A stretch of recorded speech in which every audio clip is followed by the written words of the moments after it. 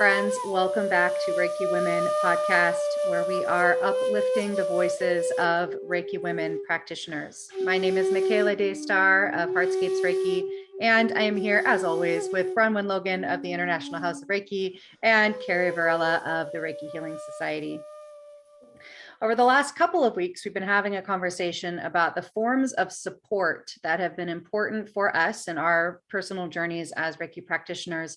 And then last week, envisioning the sort of supports that we imagine cultivating and bringing into practice as communities, the future of Reiki and the sorts of support that we need. And we thought that it could be interesting and valuable to follow that conversation up with reflection on kind of the other side of that coin. What are some of the fears that we have faced personally and that we've witnessed happening collectively that have been challenging in our journey as Reiki practitioners that we've had to overcome in one way or another, or perhaps that we're still grappling with? Because oftentimes it's those fears that we most need support around and that we most want to cultivate support to work ourselves through. And so that's where we're going to open today's conversation, is on the topic of fear. And of course, we have a structure. We have a form of support already built into the system of Reiki to help us work with this. And that is, of course, the precepts. Just for today, I worry not.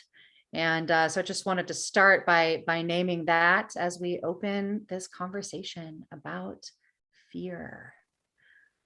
So friends, what has come to your heart and mind as you think about this question, as you reflect back on your journey? What are the sorts of fears that you have grappled with, perhaps you're still grappling with, that you'd like to name in this space? Just as you're talking, what was coming up? And it was interesting. I actually wrote down a whole bunch of stuff very quickly. So lots of fears, right?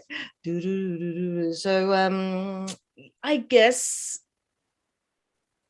if I look at the system of Reiki and I look at it as a professional, as someone who runs a business, and I think probably, well, look, there's so many different aspects that you can see this from, but I'm going to start with this one. So starting it from a business perspective. And I think when I started practicing, and I wonder if it's any different today, that people told me that I could never do this as a full-time business.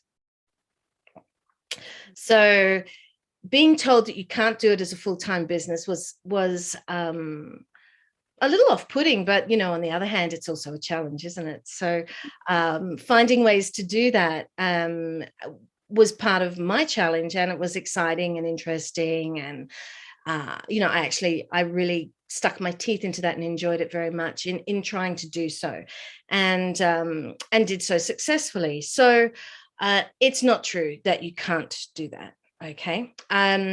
But the fear behind, as we said, the other side of this, right? So, the fear that you can't. So when I started off, I had a baby,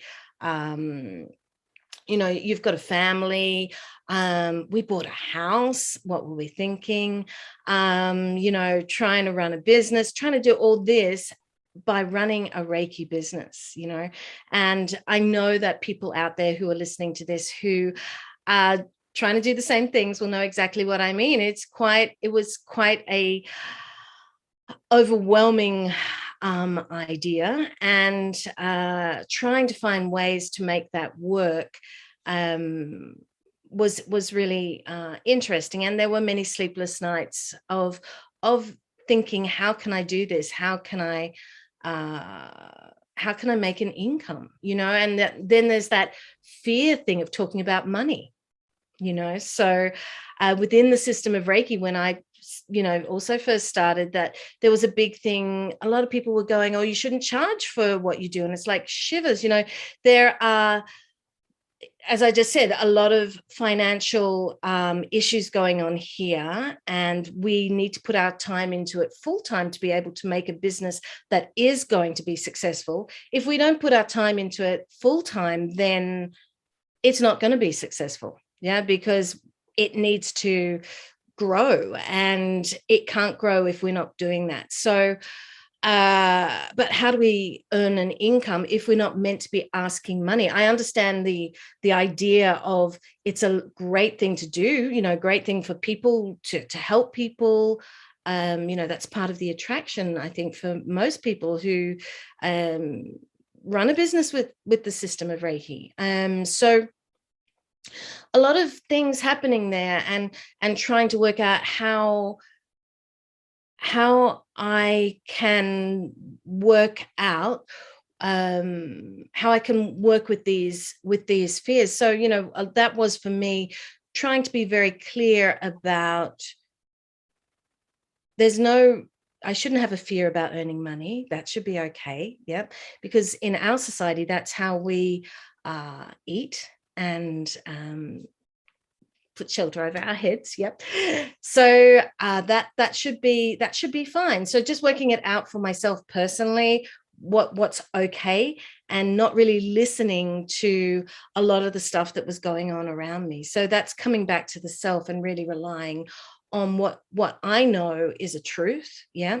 And then there was the thing of competition, a lot of fear about competition.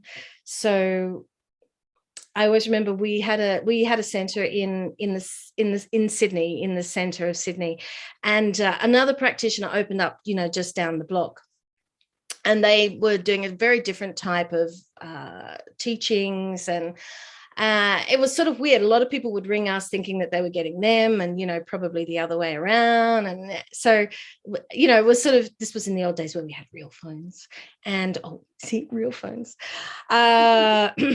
old phones. And so that was sort of interesting to think about how do we work with that, and you try to work from a very factual base and just to talk about yourself rather than anybody else, and certainly not try to put anyone else down. But it's difficult when I understand when you're trying to run your own business, right, how that works. So we didn't, what we did try to do was to create a community, and in that community there's lots of other people practicing and teaching, and to really keep that as open and fluid as possible. So trying not to allow fear in there. But on the other hand, you've got to be sensible about these things too. There is no point deliberately creating competition. I think people need to just be really sensible about this sort of thing. There's no point to create deliberate competition with someone. Don't go out of your way to do that. Why would you do that? If we need to find ways to support each other, and to support each other in knowing that everyone's going to be doing something differently. Yes. But they need to have, I don't know, we need to recognize that they that we still, I could say to someone, oh, look, it doesn't matter that, I'm going to do something, I don't know, next door to you. But why would I necessarily do that? I don't know. Unless I was doing something quite different, then yes, that could be a really good, it's just being common sense, that could be a really good compliment then, possibly. Yeah. So if I was just working with a niche sort of group, and they were working with a niche group, we could actually complement each other. If we're both doing the same thing, I don't think that's very complimentary. And for me to go and do something like that would just be asking for problems. Yeah. Mm-hmm. So it's all just using common sense and being kind, and allowing that kindness to actually move you forward, I think, rather than your fear of what might happen. Yeah. Or that's the other thing, the worry. Yeah. What might happen? But I might let someone else talk about some of those things. Yeah. Carrie, what comes up for you? Oh, well, I definitely want to mirror what Bronwen was saying.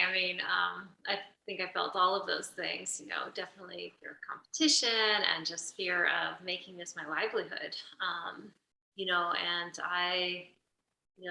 the foundation that I dealt with those fears was a lot of just knowing in my heart that this was my calling, and I felt very called to do it. Like, it felt like the right thing for me to do. And,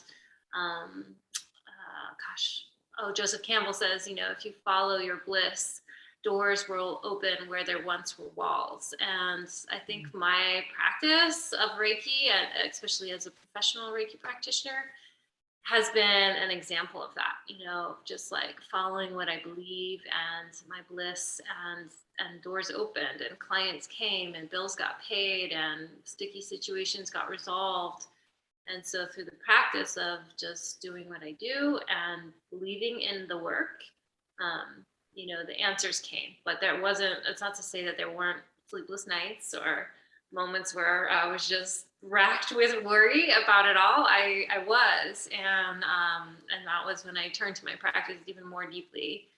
And I think Reiki has helped me in a lot of ways resolve some of those fears. The energy work itself, just how it has helped me is just maybe there's a day of real fret or worry or fearfulness about a certain thing or a trigger, and then waking up the next morning with a sense of confidence that like I could do it, or maybe right after some meditation, a feeling of like greater clarity, and then following that clarity and then trusting the process and doing that over and over and over again. So those are some of the ways that I worked out fear.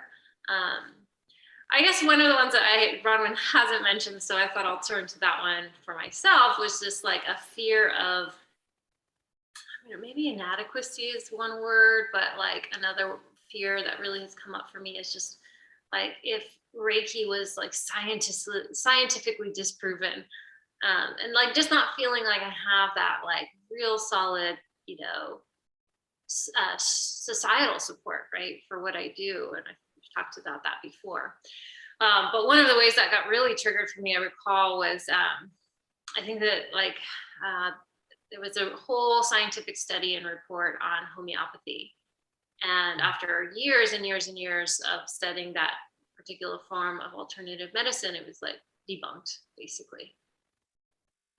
And that was like shot a dagger of pure fear through my heart. And so that's one thing. But I also worked with that in many ways too. And I don't know if anybody's looked at how Reiki is described on Wikipedia recently. I don't know. I tend to not look to that source for too much information, although it is very helpful for some information. But like, if you look at the article on Reiki with Wikipedia, it is awful. I mean, it is truly like, I'm a scientist and I read that and it has nothing to do that's factual. I mean, I think when I read it last, that they had a 12-year-old science project in there debunking Reiki. And that got published somehow. And I just like, I really, and there's no balance in terms of like, what Reiki practitioners might believe, what others might believe, a little bit more balanced discussion about it, which is quite unfortunate. But I think that that's one of the things that makes me feel like I don't have as much support I'd like to lean into in terms of this path. But it still comes back down to I've experienced and witnessed the power of Reiki so many times. I think energy is real. And I actually think back to one of the things that Fataya mentioned in our interview with her, was just that Reiki's capacity to transform emotional energy is huge. And that's absolutely a mirror of my experience of Reiki. And so I think, that's one of the fears that I've had to confront in different ways in my practice. And one of my yoga teachers, one of his taglines is nothing to prove, everything to share. And I use that also like as a positive affirmation for me to tap into when I feel like I have to be the one out there, proving Reiki, or like really trying to advocate for the practice, or feeling like I'm coming from an ego place and I have to prove myself to others.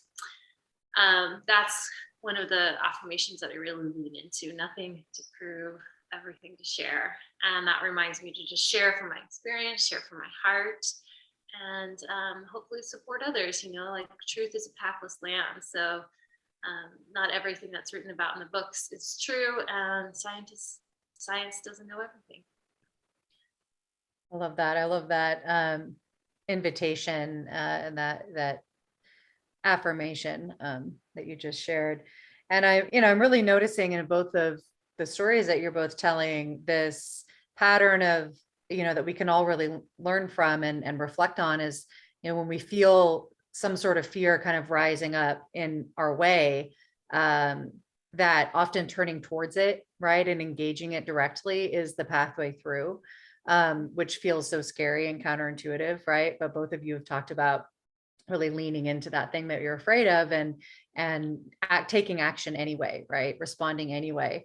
And I feel like that was something that took me a long time around the first thing that came up for me. I mean, like you, Bronwen, I had a long list of like once I asked myself this question, Ari, what fears have come up in my journey on Reiki? It was like, oh, wow, there's a lot of them. And the first one that came up really strongly is one that it actually took me a long time to turn towards. I've shared before that I worked at a university for a long time, about a dozen years before, making this my work. And I started learning and practicing Reiki, overlapping with that time, the last couple of years that I was doing that work. And I had a very significant fear about just talking about it, just being out, as a person who was studying these sorts of things. And, part of it is related to what you just shared, Carrie, about like the delegitimizing that has happened in some spaces. And the environment that I was in this academic environment and this very kind of action oriented social justice environment that I was in, that I really loved and connected with on a lot of levels, also, didn't leave a lot of room for spiritual engagement, not a lot of room for creativity and, things related to our interior life. And that was more and more what I was feeling drawn to, the creative aspects of my work, my past as an artist, and then this new kind of frontier around investigating the interior life. Not only for myself, I mean, firstly for myself for the first couple of years, primarily for my own evolution, and then more and more that impulse to share that out. And I was deeply afraid of sharing that side of myself in my professional world, which was most of my world at the time. I really had devoted quite a bit of myself to that space. And that persisted for quite some time. I talked a little bit before about feeling like I needed to keep those worlds separate from each other. And part of it was not having a really clear grasp of how they technically worked together, which I now have a much stronger grasp on. But, if I'm honest, the bigger piece of that was this fear of exposing myself, of showing myself to be something, I don't even know what, something that others would judge in some way. And in a way that made me vulnerable, right? Because I was doing the work of Reiki first and foremost for myself to work through some, really difficult things that were very vulnerable that I didn't necessarily want to talk about. And that was fine when it was just a private practice. But once I was really feeling called to share it with other people, this kind of tension grew. And so that really fueled this thought and this feeling that those worlds had to be separate, that I would cultivate, people and connections and community over here around this Reiki practice. And that would be different from the communities that I had over here. And that was fine for a while, but ultimately it made me feel disjointed and disconnected as a person. It made me feel like I couldn't be myself in either of those spaces. So once I was really, focusing on Reiki as more of something that would be part of my income and more part of my work, it was a real impediment to not be able to share that with the largest community that I had at the time, the community around the work that I've been doing for 12 years. And that became so uncomfortable. It's just so uncomfortable trying to navigate that difference. And eventually I had to face that fear and start turning towards it, as you both described yourselves doing, and, open myself up to being vulnerable and risking being myself and sharing who I am. And to really start feeling out those places of intersection. those places of overlap and commonality and connection, as we've been talking about. And, that's paid off hugely. I mean, so many of the people that I get to work with now, just the last 2 days, I've had these just incredibly powerful sessions with, women that I met through that work, that I've known for 15 years in the context of this other work. And just now, reached out to work with me in the context of Reiki, which they wouldn't have even known about if I hadn't been, willing to face that fear. So that was a big one. And it took years to really work with that. And it still comes up, when I'm called upon to share that part of myself in those spaces. And, when I run into people and they ask, what are you doing these days? It's still something that I get to take a breath, right? Take a pause, drop my attention down into my belly, and just take a moment to center myself before, speaking the truth with a clear voice. Because the last thing that I want to do is speak about this work that I love so much with, hesitancy, with my eyes downcast, with, some kind of feeling in my voice or sound in my voice that indicates that I'm not fully behind this work 100%. Right. That's not how I want to represent myself or this work. And so it's this constant practice of like, just take a pause, right? Take a pause, turn towards it, and then speak. Yeah. So yeah, that's the piece that came up first. Yeah, that's really beautiful. I mean, I can, of course, I think every Reiki person can relate to that. Right, Carrie? I'm sure you've had that too. Yeah. Yeah. Yeah. And yeah, I think sometimes I've responded in a way that is more brusque, because I'm like instead of being shy about it, I'm like, well, go the opposite direction. This is what Let me tell you about it with strong opinions. And then I talk for 20 minutes and then they go, oh, right. But no, I can completely feel that. And it brings me to, a lot of what you just said there. I just wrote a few things down as well, but, like about proving things and that, there's so much in this, isn't there? I always say that I refuse to prove anything. That's just one of my things that I set up. If someone's like, oh, but, I'm just like, I can't, it's like I'm putting myself in a position to stand up for all of, every Reiki practitioner in the world. And I think, well, I'm not going to do that. So, I actually sort of don't go into that. And that's just my own personal thing. So, because it is a difficult place to be if someone is dead set upon trying to disprove something that you do as a business. And I mean, the best thing that I guess I could ever say to someone like that is, you ought to give it a go. And but then once again, it's their openness that will allow them to actually have a great experience too. And if someone isn't open, then that's probably not, I would never force someone to have a Reiki treatment either. So I was just thinking earlier about practitioners and fear, and teachers and fear. And I think a lot of the things that have evolved in the system of Reiki have been born of fear, which I think is pretty sad actually, but doesn't matter. That's life. And, it's for us then to find our way through that. And it means we have to dig deep and we need to look inside ourselves for those truths.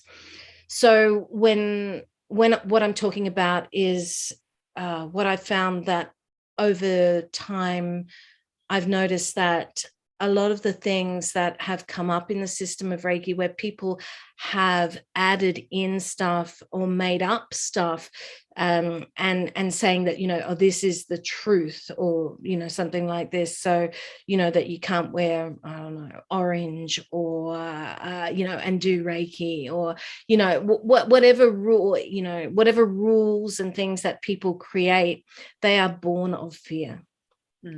And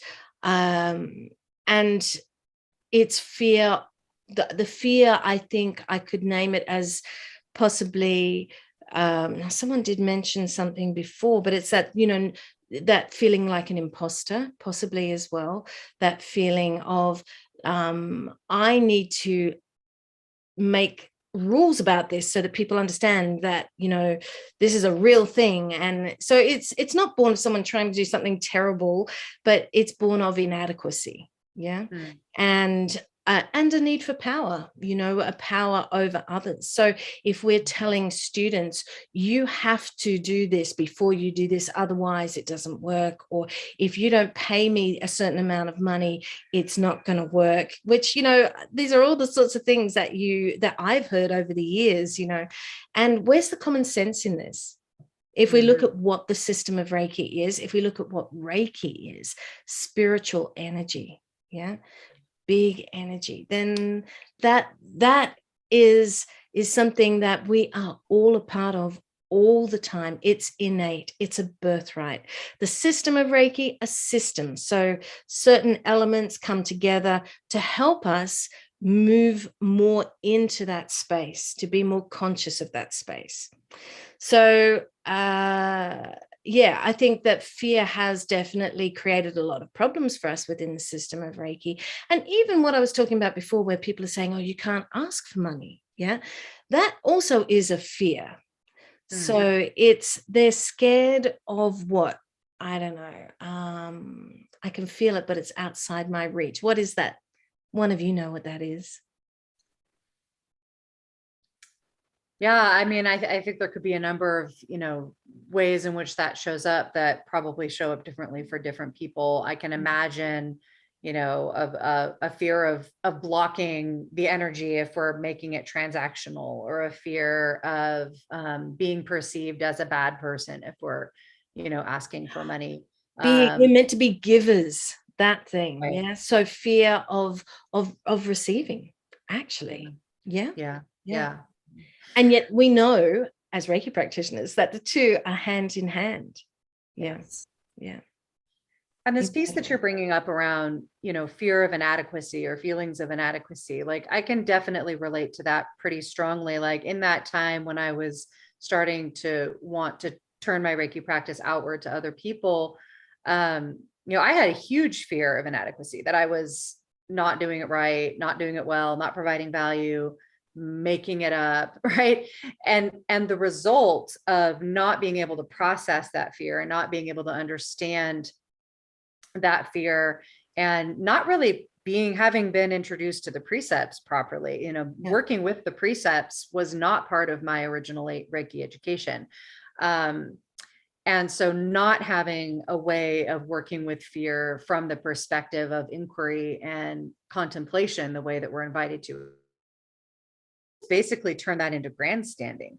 You know, like I was so afraid of doing it wrong that I just, you know, as you said people make stuff up. I'm like, yeah, I would just make stuff up. Like, you know, and not consciously. It wasn't a conscious, like, I'm going to make up untrue things. It was more of like noticing something and then blowing it out of proportion, like giving it excessive meaning. You know, oh, I had this sensation when I was working around your heart, and then that means this, and therefore you should do this, and therefore, you know, all of this interpretation and all of this meaning layered on top of, you know, one little sensation that I had that was absolutely not my business to be sharing with folks, right? Like had nothing to do with their direct experience, and had everything to do with me trying to feel like I was providing value, not because I was doing anything wrong, but because I didn't trust the experience. I didn't trust myself, and I didn't trust Reiki.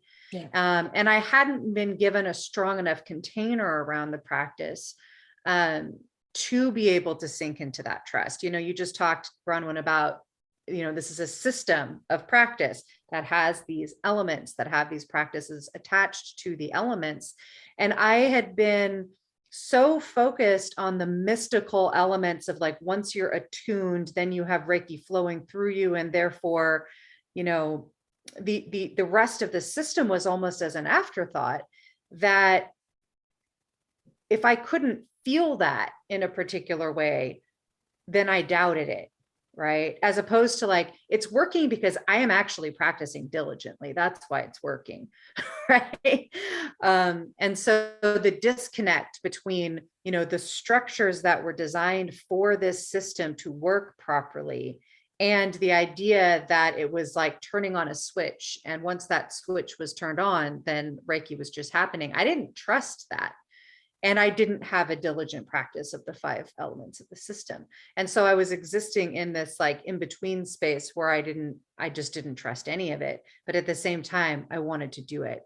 And so like the way that I resolved that fear was to just create these narratives that really had more to do with my imagination than anything that was of value to the other person. And, I became pretty clearly aware of that phenomenon, I would say within the first 2 years that I was practicing and really started to address it. And developing a relationship with the precepts, developing a relationship with the other elements of the system, as opposed to this more transactional experience I was having with them, really shifted that for me. But yeah, that was a huge fear. The fear of, this just isn't working. And so I have to like effort to make it work, Yeah, there's just one thing. I know, Carrie, you've got heaps to say. I was just one thing to say just about, if it were just a switch that you switched on, then there's an enormous reliance as well upon that person who does the switching. I think, yeah. And that is, I think, the problem with that concept, apart from the fact that, we are already energy, obviously. So yeah. And I guess another point just about that is that because a lot of people did used to talk about, oh yeah, I'm attuned to Reiki, and I never really got that. It's like, but you already were Reiki, right? How does that work? So, but this idea of someone making you something, it really takes away your own power, and it's very hard for you then to be someone who can be powerful in your own right. Yeah. And you're having to rely upon someone for something. So instead, just that seeing something as this attunement thing, I really seeing it rather as a support, which is the way that I see it, that we, we are in that space, and the person doing the attunement is supporting the other person in their practice. And offering that space of remembrance to them. And when they touch that space of remembrance, then they go, oh yeah, I know that's where I can be. That is the best support, because it's bringing something up, and where we go, oh wow, yeah, that's it. I know that. I want to be that. I want to be that more often. And yeah. So yeah, the other thing was that I was just going to say about practitioners is that when we're practicing, when we're learning, it's the confidence that allows us to move on, really, isn't it? And that's sort of the opposite of fear as well. So if we're doing a very small class where we don't do enough practice and things like that, then we're not going to have the confidence to actually do that by ourselves once again. So we really need to support people to have the confidence in themselves and their own practice to be able to be great practitioners. So that it's all about finding it inside ourselves rather than looking for it on the outside. Yeah. I think that's so true. I think that I'm still working on that for myself, but I know, going back to a little bit to what Michaela was talking about, is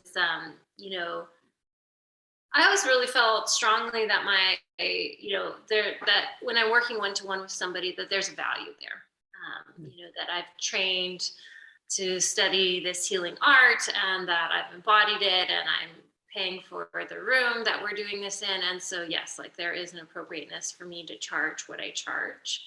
Although when I first started Reiki, I think I charged like $40 a session or something like that, which is, I'm a little over double now with my services. I probably shouldn't raise my rates again, because, the bottom line for me when I've had to answer that, or to another way of saying that, is to know my why, like why I charge what I charge, and the value that I offer others is that there's this value of my time, and I spent 10 years or longer really developing my skill to be a Reiki practitioner.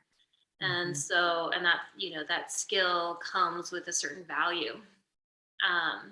And there's times where I think in a session, really desiring to find the value that, to give somebody something of value. I really feel into what you were saying, Michaela, is just kind of making things up or not feeling like authentically in touch with what the intuition of the session was there, or confidence to share it, or kind of like you were saying, like kind of blowing it up. And so I really had to learn how to deal with that, inside of myself too, without a whole lot of structure or support. But when I look back at the why, that's why I think it is so valuable to offer some feedback to our clients if it feels appropriate, is that, there's something inside somebody that's searching for a deeper truth. And I think Reiki can help illuminate that. And so if there's something in the session that I feel helps illuminate a deeper truth for somebody, like that is such a service, right? It's such a value, because it's like going back to what Bronwen was saying, it not only illuminates this part of themselves that, is this deeper truth or this deeper mystery inside of them, but it also gives them a pathway to be more cognizant of that truth in their day-to-day life, and that's the gem of Reiki. You get some intuitive guidance or some insight that comes through, and it's just sparkling with spiritual insight, because you could think about those little gems that you get in a session, and they are enlightening. And so there's such value in not only learning how to do that for others, or to hold that space for others, and learn how to do it well, which that's a whole process, I think, is way outside of the context of the Reiki training, but nevertheless is somewhat a part of the Reiki practice. But it ultimately gets us to this place where we can, like Bronwen was saying, take our power back and find that insight in our everyday life. And so I think a lot of people tend to want to find it through one other person. And I don't really have a huge issue with that if that feels very supportive and not like this kind of power over thing. But I do think it does get problematic when people start to lose their ability to make choices for themselves and really lean into their own heart and their own wisdom as to what's right for them. And well, if I could critique Reiki a little bit, I think that a lot of Reiki practitioners are at that very painful place where they are so reliant on spiritual guidance, whether it comes through a Reiki session or through just, the way our mind thinks about things, or we perceive the world to be, or spiritual energy to be, that we get so reliant on having that guidance that we are incapable of making decisions for ourselves. And I had that issue at a point in my life too. And I remember being at the grocery store and trying to tune in as to which avocado to buy. And I was like, oh my God, Carrie, it's too much. It's too much, you have to and I love that you guys all went to this confident place when you're feeling inadequate. I don't go there. I go to this insecure, can everybody, are you happy with me kind of place, And so it took a while. Yeah. Well, and I think this is a really important place for us to end on, as we're coming to the end of our time today, is, for those who are listening and watching and maybe thinking along with this conversation around fear, we've been talking about our perspective of Reiki as, it is what we are. Spiritual energy is what we are. And in a Reiki session, or as a Reiki practitioner or student, it's not about being given something, as you were just saying, guidance from the outside in. It's about sourcing that guidance from the inside. And it's about reclaiming what we already know and what we already are. And that can feel scary, right? Like there's this moment when I invite somebody into that, right, where they maybe are expecting guidance, and what they're being given is an invitation to remember their own inner guidance. And I can see sometimes this moment of fear of like, but can I do that? You know, do I have that? Like, don't I need you to do that for me? And on the other side of that expression of fear, there's always an expression of power, right? Like on the other side of that fear for people so often is this relief and this like, you know, standing up straighter kind of moment. It's a different experience in a Reiki session or in life in general when we approach it as something that we actually, you know, have the wisdom about, that we already are the resource. You know, we already are the resource. And so I just want to invite all of us to think about that and look for the places in our life where we're really relying on something outside of ourselves, not just for information that we need, but, you know, really for that guidance that we might actually be carrying ourselves, and share that with us. Let us know what that experience is like turning towards that. What questions come up, what challenges, and if there's a fear that you're grappling with in your Reiki practice or in other sources of you know, other places in your life, you know, let's have a conversation about it. Let's not keep it in the dark. Let's let that be something where we shine light on each other's capacities. And so let's have a conversation about that. Okay. Yeah. So friends, thanks again for this ongoing conversation. We look forward to being with all of you next week for the next leg of this journey. Thanks so much for joining us, and we will see you next week. Bye-bye. Thank you so much. Yeah. Bye.